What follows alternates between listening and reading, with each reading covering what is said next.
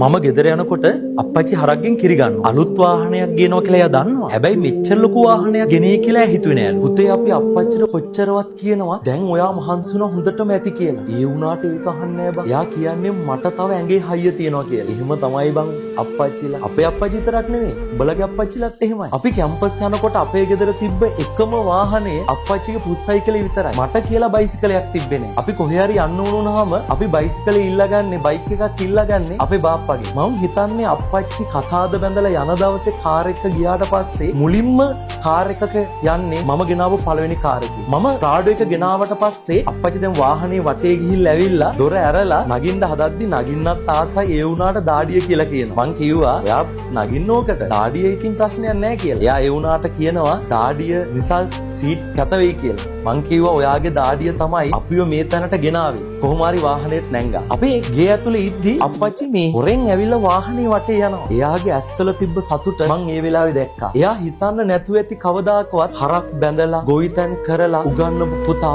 මේ තත්ත්වයකට එයි කියලා. හැබැයි පුතේ මම ඒ අප්පච්චිගේ ඇස්වලට ඒ සතුට ලබා දුන්නා. මට මේ ඔක්කොම ලැබුණේ ඉගෙන ගත්ත හින්දා. අධ්‍යාපනයේ හරියට අත්තටු වගේ. හීන වලට යන්න ලේසිම ක්‍රමය තමයි ඉගෙන ගන්න. උපරිමයේ ඉගෙන ගන්න. මොනවා හරි කරන දෙයක් හොඳට ඉගෙන ගන්න.